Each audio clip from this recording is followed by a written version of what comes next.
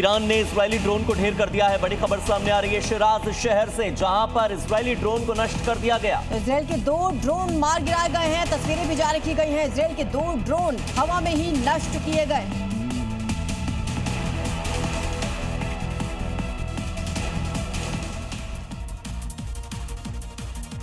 और चलिए बात करते हैं देश की, दिखाते हैं 5 राज्यों से आई बड़ी खबरें।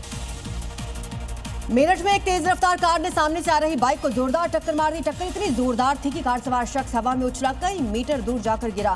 पीछे से आ रही बाइक और कार से टकरा गई। सभी घायल को हॉस्पिटल में भर्ती करवा दिया गया। औरैया में प्रशासन ने अवैध प्लॉटिंग के खिलाफ बड़ी कार्रवाई की और बुलडोजर की मदद से कई बीघा जमीन पर फैले हुए प्लॉटिंग को ध्वस्त कर दिया। प्रशासन के मुताबिक बिना नक्शा पास करवाए भूमाफिया प्लॉटिंग करके जमीन बेच रहे थे। यूपी के प्रयागराज में उस वक्त हड़कंप मच गया जब कोरांव इलाके में शॉर्ट सर्किट के कारण मोटर पार्ट्स की एक दुकान में आग लग गई। आग की ऊंची लपटें और धुएं के गुबार से पूरे इलाके में अफरा तफरी मच गई।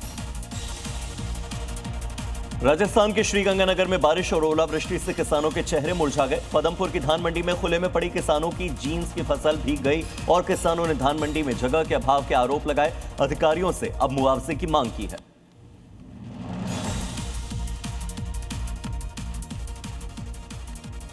बात करते हैं बंगाल चुनाव की, जहां पर जाहिर है सियासी तनाव है, क्योंकि बंगाल में आने वाले वक्त में चुनाव है।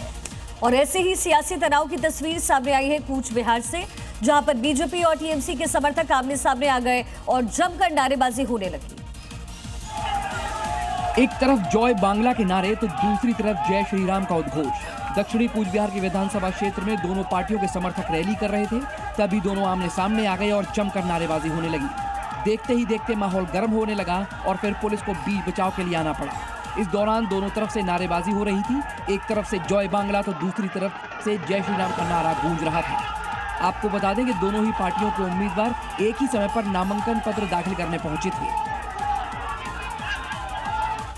बंगाल की सीएम ममता बनर्जी ने मालदा में न्यायिक अधिकारियों के साथ हुई घटना के लिए चुनाव आयोग को जिम्मेदार ठहराया। साथ ही उन्होंने आयोग पर कानून व्यवस्था को संभालने में नाकाम रहने का भी आरोप लगाया।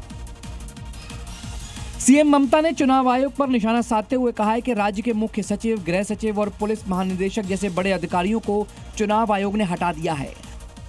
उन्होंने कहा कि मेरी सारी शक्तियां भी छीन ली गई हैं। ममता ने आरोप लगाते हुए कहा कि उन्होंने अपने राजनीतिक जीवन में ऐसा चुनाव आयोग पहले कभी नहीं देखा।